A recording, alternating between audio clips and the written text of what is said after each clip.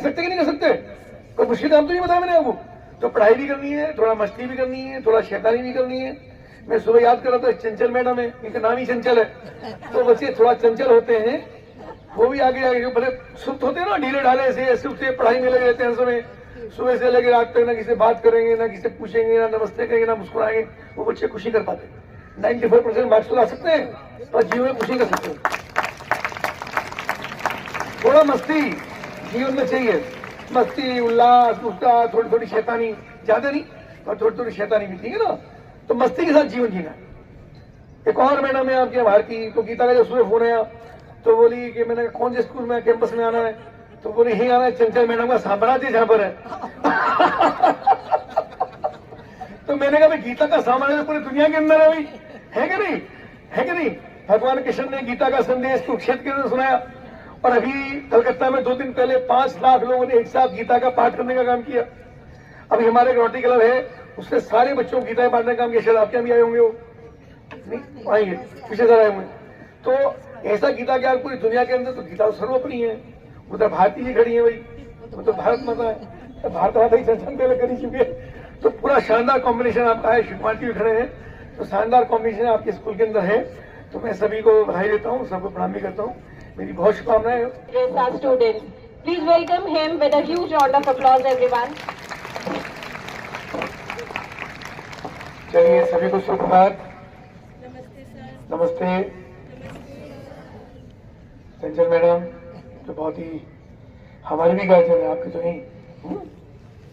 भारती जी, यहाँ के principal, Gita ma'am, सभी यहाँ टीचर्स, आदरणीय शिवकुमार जी, सभी स्टाफ और सभी हमारे अन्य सहयोगी और प्यारे बच्चों के बीच में आने का कोई ना कोई मौका मैं ढूंढ लेता हूँ।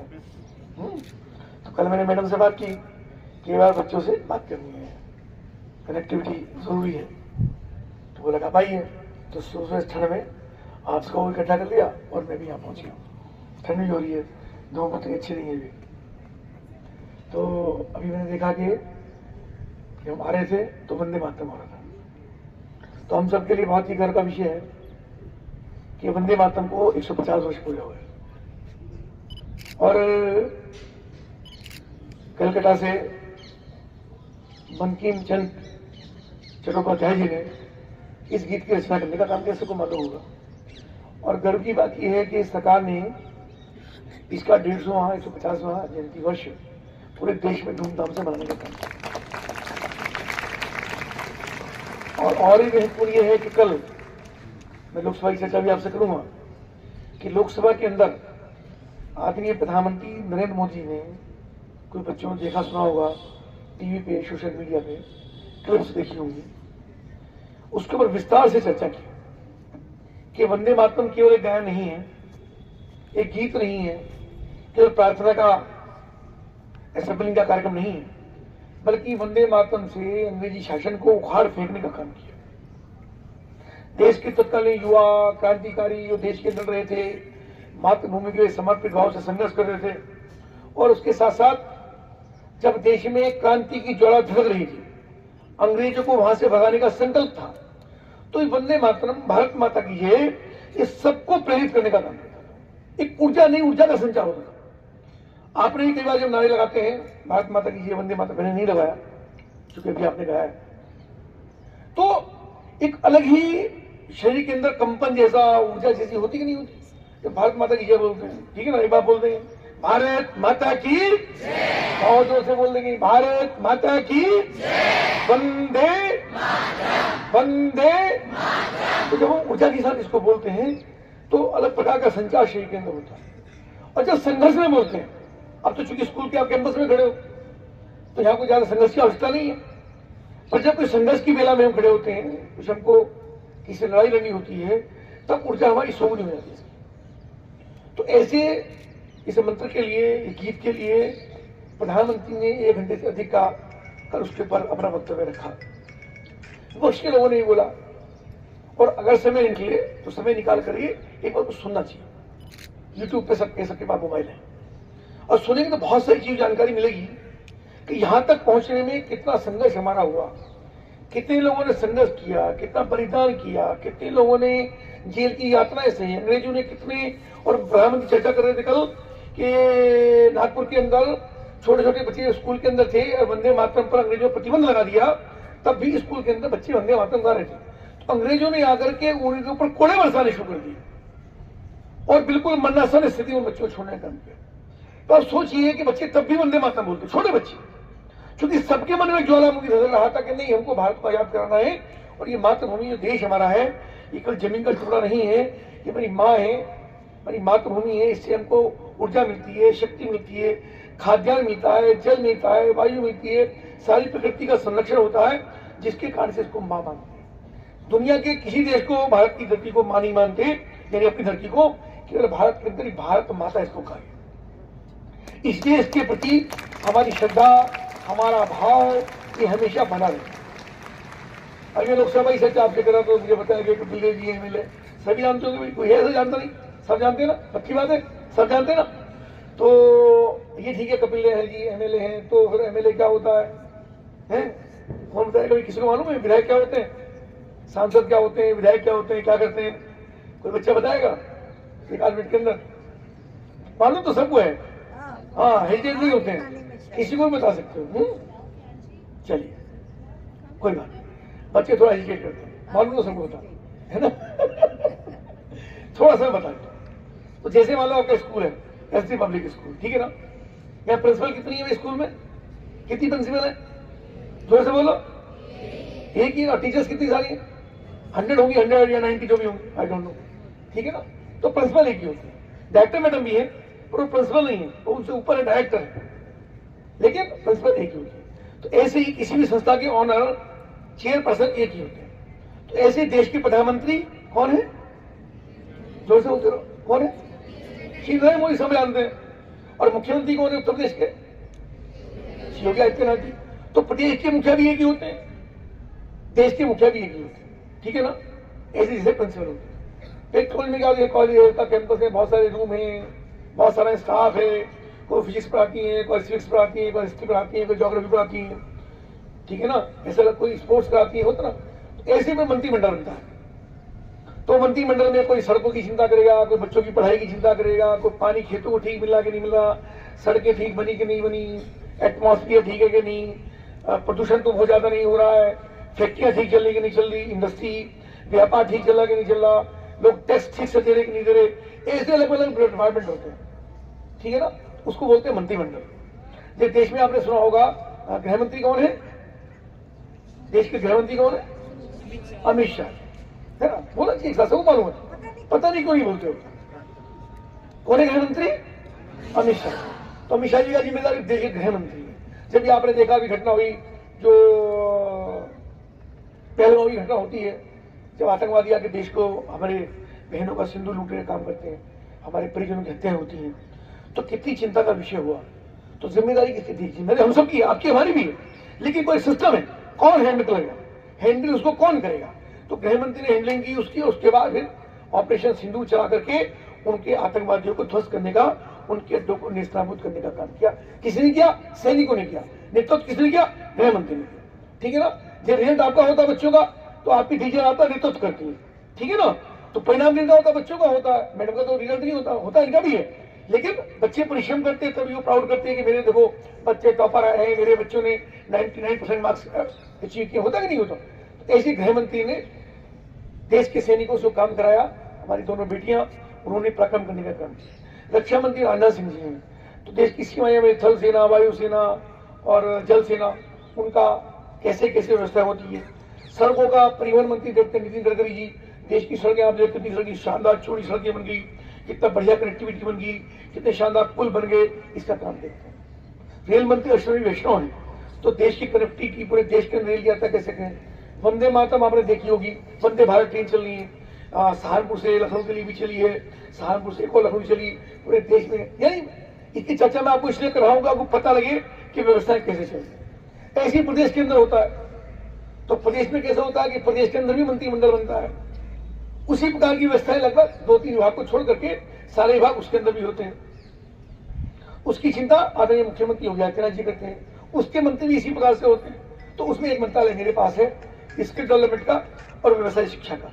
एजुकेशन के बहुत सारे डिपार्टमेंट है, माध्यमिक शिक्षा का अलग है, टेक्निकल एजुकेशन का अलग है, मेडिकल कॉलेज का अलग है, इंजीनियरिंग कॉलेज का अलग है, बेसिक शिक्षा का अलग है, ऐसे एक डिपार्टमेंट मेरे पास है। तो उसका चिंता हम करते हैं। यहाँ से विधायक, अब विधायक कैसे चुने जाते हैं कौन बताएगा? विधायक कैसे बनते हैं? कोई बच्चा बताएगा विधायक कैसे बनते हैं? कोई बात नहीं, आपकी वोट नहीं है लेकिन बताइए, मालूम तो होगा। चुनाव होता कि नहीं होता? मम्मी पापा वोट डालने जाते हैं, आप ही मस्ती करते हो चुनाव के टाइम में, है कि नहीं? तो आइए आइए आइए, वेलकम। क्या नाम आपका? खुशी, खुशी के लिए एक बार खुशी की तारीफ बजा।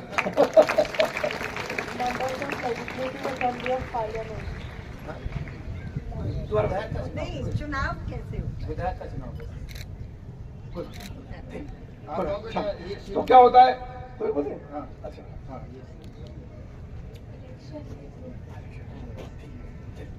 तो इलेक्शन होता है जैसा ये बहन ने बताया है?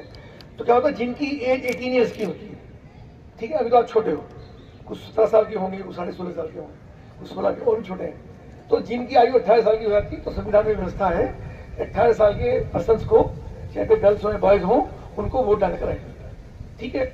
और उसी का क्रम आजकल चल रहा है। तो जब एमएलए का चुनाव होता है विधानसभा का, तो हम जैसे यहाँ पे एमएलए हैं मुजफ्फरनगर से, तो हमारी उत्तर प्रदेश मुजफ्फरनगर में 6 सीटें एमएलए की होती हैं, और पूरे प्रदेश के अंदर 403 सीट होती है। जिनके एमएलए ज्यादा जीत करके आते हैं उनकी सरकार बनती है। तो भारतीय जनता पार्टी से मैं हूँ, तो भारतीय जनता पार्टी के जीत करके आए, हमारी ज्यादा जीत करके आए, तो मुख्यमंत्री बने योगी आदित्यनाथ जी। फिर वैसे मैंने आपको बताया, अपना मंत्रिमंडल बनाते हैं, सबको डिपार्टमेंट सौंपते हैं, सबकी जिम्मेदारी अलग अलग होती है। ऐसे देश के अंदर होता है। तो देश के अंदर देश भर के लोग पार्लियामेंट के मेंबर चुन के आते हैं, ठीक है ना, थोड़ा पता होना चाहिए आपको। तो उसमें कितने मेंबर्स होते हैं पार्लियामेंट के, नहीं मालूम होगा आपको? 545 अलग अलग प्रदेशों के अंदर होते हैं। जब उत्तर प्रदेश में असेंबली की सीट है 403 और असेंबली पार्लियामेंट की सीट है 80 सीट, ठीक है ना। उत्तराखंड में 5 है, पंजाब में 10 है, हरियाणा में 10 है, ऐसे अलग अलग स्टेट में होती है। तो उनकी सीटों में अलग अलग जो जीत करके आते हैं, चुनाव जीतते हैं, तो तब जाके प्रधानमंत्री का चयन होता है, तब प्रधानमंत्री चुनते हैं, प्रधानमंत्री मंडल बनाते हैं। तो उस वोट की प्रक्रिया का काम इस समय चल रहा है, वोट बनने का, जो मुझे मूल बात आपसे आज करनी है, ठीक है ना। अब क्या हुआ उसके अंदर, क्योंकि जैसे मान लो कॉलेज है, स्कूल है आपका, तो स्कूल में गेट पे एक गार्ड रहते हैं, उनकी जिम्मेदारी होती है केवल स्टूडेंट आएंगे, टीचर्स आएंगे, कोई भी अनसोशल एलिमेंट स्कूल के अंदर नहीं आ सकता, होता ना। तो जिनमें ड्रेस होती है, कार्ड होती है, उसको पहचानता भी है, किसी बच्चे को नहीं पहचाना, उसको लगा नहीं ये स्कूल का बच्चा नहीं है, उसको आई कार्ड होता है, वो दिखाएगा कि मैं I am the student of S Republic, तब उसकी एंट्री होगी, होता ही नहीं होता। तो ऐसे ही अनसोशल एलिमेंट्स को निकालने के लिए जो रोमानिया है, बांग्लादेशी है, कुछ लोग घुस आए, कुछ लोग पाकिस्तान का वीजा लेके यहाँ पे आ गए, फिर वापस ही नहीं गए, ऐसे घुसपैठिए लोग रहते हैं और लगातार संरक्षण करते रहते हैं। ऐसे सब लोगों को निकालना, छांटना, और जो भारत के नागरिक हैं, देश के नागरिक हैं, उत्तर प्रदेश के रहने वाले हैं, मुजफ्फरनगर के रहने वाले हैं, उन सबको अपना वोट बनवा करके उनको वोट का राइट देना, ठीक है ना। क्लियर हुई है, ठीक है ना। तो ऐसा ये काम चल रहा है SIR का, वोटों के प्रोटेक्शन का काम चल रहा है। तो मैं आपसे ये बात करने के लिए आया हूं कि आपकी वोट नहीं है, लेकिन आप सबके घर में SIR के फॉर्म पहुंचे होंगे, किसके नहीं पहुंचे हाथ उठाओ। कोई ऐसा बच्चा है जिसके घर में SIR का फॉर्म नहीं पहुंचा, नहीं वोट बनेगा, ऐसा भी किसी को मालूम नहीं है पहुंचे कि नहीं पहुंचे। ऐसे कितने बच्चे हैं पता नहीं पहुंचे नहीं पहुंचे, ऐसे भी कुछ है क्या? सबके पहुंच गए, हाथ तो करो, सबके पहुंच गए क्या? पहुंच गए सबके, पीछे बेटियां खड़ी हैं, सबके घर पहुंच गए, मालूम है कि नहीं मालूम? मैं क्या पूछ रहा हूं? एसटी पब्लिक के बच्चे तो बहुत स्मार्ट है, सबको मालूम होगा, है ना। वोट के रिवीजन का नया फॉर्म में लिखा है भारत निर्वाचन आयोग, ऐसे फॉर्म अमेरिका पहुंचे होंगे, नहीं पहुंचे तो मम्मी पापा जाके पता करना, ठीक है। और फिर वो फॉर्म भर के जमा भी कर दिए रहे होंगे, क्योंकि हमारी BLO आती है, बूथ लेवल अधिकारी, उन सबने आपसे फॉर्म कलेक्ट किए होंगे, कलेक्ट कर जमा किया हुआ। तो उसमें जैसे आपके पिताजी हैं, आपकी मम्मी हैं, आपके पापा हैं, आपके दादाजी हैं, आपकी दादी जी हैं, चाचा जी हैं, चाची जी, घर के जो भी हमारे बड़े लोग, हमारा चाहे हमारे जो हमारे परिवार में काम करते हैं, हमारे सहयोगी हैं, हमारे स्टाफ है, चाहे उनका भी क्यों ना, उनका फॉर्म उनके घर में पहुंचे। तो ऐसा ये फॉर्म पहुंचा, फॉर्म पहुंचने की डेट थी लास्ट 4 तारीख 4 दिसंबर, वो बढ़ा के होगी 11, यानी 2 दिन बाद, आज 10 तारीख 9 तारीख, 11 तारीख उसकी लास्ट। तो अभी कोई एक बार हाथ दोबारा उठाऊंगा, कोई बच्चा ऐसा है, नहीं सब कुछ बताइए, कोई दिक्कत नहीं है इसके अंदर, कि जिसके घर में फॉर्म नहीं पहुंचा, क्या फॉर्म तो पहुंच गया, हमने अभी तक जमा नहीं किया, कि हमको भरना नहीं आया, कि हमारी मम्मी पापा समझ नहीं पाए कैसे फॉर्म भरना है। ऐसा होता है क्या? कोई है ऐसा? सबके जमा हो गए, कुछ ज्यादा स्मार्ट है यहाँ पे बच्चे। ठीक है, सबके पहुंच गए। चलिए, अगर ऐसा हुआ तो बहुत ही अच्छा है, मैं मैडम का धन्यवाद करता हूँ। और सब बच्चे अवेयर है हमारे एसडी पब्लिक स्कूल के। फिर भी अगर नहीं पहुंचे हो, किसी बच्चे यहाँ पे हाथ नहीं उठाया हो, तो घर जाके मम्मी पापा से बात करना। एक तो उनको बताना कि कपिल अंकल हमारे स्कूल में आए थे, बोल देंगे? पक्की बात है, देख लो, सब बोल देंगे क्या? सब बोल देंगे, अच्छा ठीक है। और मेरी उनको राम राम बोल रही है, कौन कौन बोल देंगे भाई? हाथ उठाओ एक बार, सब बोल देंगे, पक्की बात। ये कपिल अंकल हमारे स्कूल में आए थे और सबको सबसे पहले राम राम बोलिए, मम्मी पापा बड़े जो भी बड़े घर के अंदर है, ठीक है। और उनसे पूछना है कि आपने ऐसा का फॉर्म भर दिया तो जमा कर दिया। अगर उसके अंदर कोई गड़बड़ रह गई है तो घबराने की बात नहीं। उसमें 3 कॉलम है। 2003 से जिनकी वोट थी उनसे उसको टैली करने का काम हुआ है, 2003 से। तो 2003 से उसको टैली करना, जिनका अभी टैली नहीं हो पाया, वोट नहीं मिली, तो पता लग जाएगा। नहीं तो हम यहाँ पे 2 लड़के बैठा देंगे और जाकर के अपना डिटेल आप पूछ सकते हो, वो यहाँ के मैडम को बता देंगे, या किसी जो मैडम जिसको कहेंगी उस टीचर को हम यहाँ पे थोड़ा समझा देंगे और वो आके बता देगी, कल तक वो फॉर्म जमा हो जाए। ठीक, एक बात। नंबर नेक्स्ट काम अब ये होना है कि अभी 16 तारीख से जिनकी एज 18 साल की हो गई, 18 ईयर्स, कब? 1 जनवरी 2026 को, यानी कमिंग अभी जनवरी स्टार्ट होने वाला, ठीक है ना। तो जिनकी 18, अब आपकी तो नहीं हुई, लेकिन आपकी बड़ी भैया होंगे, बड़ी दीदी होंगी, परिवार में कोई भाभी आई होंगी, कोई चाची होंगी, या किसी वजह से उनकी वोट छूट गई, नहीं बन पाई, तो ऐसे सब लोगों की वोट बनने का काम शुरू होने वाला है। ठीक है, तो सब बच्चे अपने घर में बात देख लेंगे, हमारे घर में ऐसे कौन है जिनकी अभी वोट नहीं बनी, तो उनका फॉर्म भरवाने का फॉर्म 6 होता है। वो फॉर्म 6 होगा, वो भरा जाएगा, वो आपको स्कूल में भी अवेलेबल करा सकते हैं, उनको भर के भी आप जमा करा सकते हैं। तो अपने परिवार में लगभग 3000-2500 बच्चे यहाँ पर स्कूल में हैं, उनके माध्यम से हमारे फॉर्म अगर फिलअप हो गए आगे, तो ऐसे सब लोगों की, चूंकि वोट का राइट सबका है, ये हमारा राष्ट्रीय कर्तव्य है कि हम सबको वोट भरवाने का काम करना है। ठीक है, तो हमारा वोट का फॉर्म बन गया। ये गड़बड़ और होगी, ये बात जरा मेरी ध्यान से सुनिए। कुछ की वोटों में गड़बड़ ये होती है कि मानो मम्मी की वोट कहीं और है, पापा की वोट कहीं और है, चाचा की वोट कहीं और है, भैया भाभी की वोट कहीं, किसी अलग अलग बूथ पे होती है। ठीक है ना। तो जैसे एक क्लास के बच्चे एक ही सेक्शन में पढ़ने चाहिए, एक सेक्शन में जिसमें आपका एडमिशन है उसमें आपका क्लास होगा, ऐसा तो कहीं भी चले जाओगे आप। उसी तरीके से वोट भी एक बूथ पर ही डलती है एक परिवार की। तो कभी कभी निर्वाचन आयोग की शिथिलता के कारण से या पूरी लेंथी प्रोसेस है, उसके कारण से वोट अलग अलग जगह पड़ी है। उनके लिए फॉर्म 6 नए फॉर्म के लिए और फॉर्म 8 संशोधन के लिए, उसके लिए फॉर्म 8 भरा जाएगा। वो भी हम अगर कोई बच्चे हाथ उठाएंगे, जाके मम्मी पापा से पता कर लेंगे किसी वोट अलग अलग, वो भी स्कूल में अवेलेबल करा देंगे। उन फॉर्म को भर के जमा कर देंगे, तो वो आपकी बीएलओ को चला जाएगा और बीएलओ आपके वोट में संशोधन कर देगी। तो आप ये बात कह सकते हो कि अगर आप तो, हम तो अभी 18 ईयर्स के हुए भी नहीं है, आप हमसे बात करने के लिए आ गए, ठीक है ना। तो इसलिए बात करने आया हूँ कि भले आप 16 और 15 ईयर्स के हो, पर एसडी पब्लिक के सब बच्चे स्मार्ट है, चाहे हमारी बेटियां हो चाहे हमारे बेटे हो, ठीक है ना, और सब समझदार है। तो इसलिए सारा काम आप आसानी से कर सकते कि नहीं कर सकते? कोई मुश्किल काम तो नहीं बताया मैंने आपको। तो पढ़ाई भी करनी है, थोड़ा मस्ती भी करनी है, थोड़ा शैतानी भी करनी है।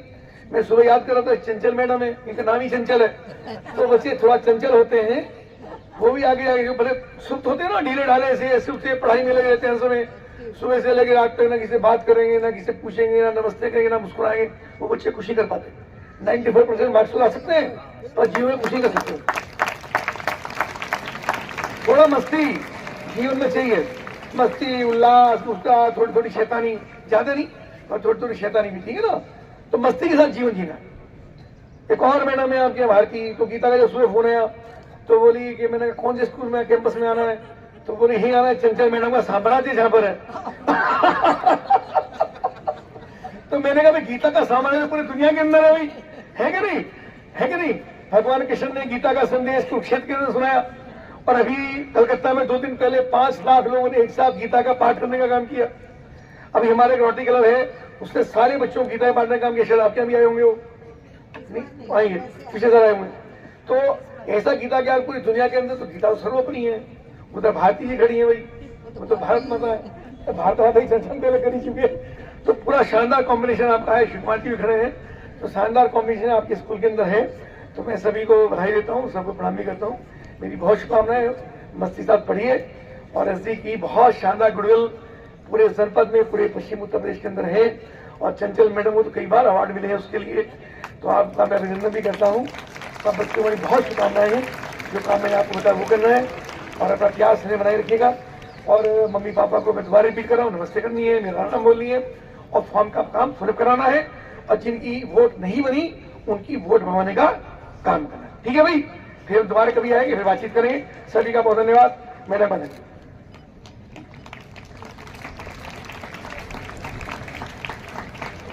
धन्यवाद सर। नमस्ते एसटीपीएस। मैं तो सिर्फ इस बात से खुश हो रही थी कि 6 से लेकर 12 तक के सभी बच्चों को सर ने सिविक्स का एक एक चैप्टर तो याद करा ही दिया होगा।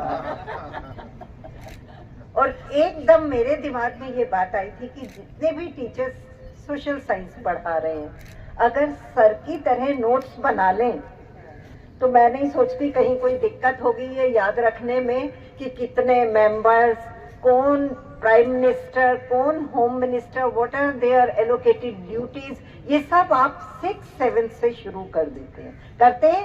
बताएं। गलत तो नहीं बोल रही ना, आपके सिलेबस में है, लेकिन एक हेजिटेशन की जानते हुए भी जवाब नहीं देना, वो आप लोगों का अपनी कला कह दूं या स्टूडेंट्स लाइफ का एक हिस्सा बन जाती है।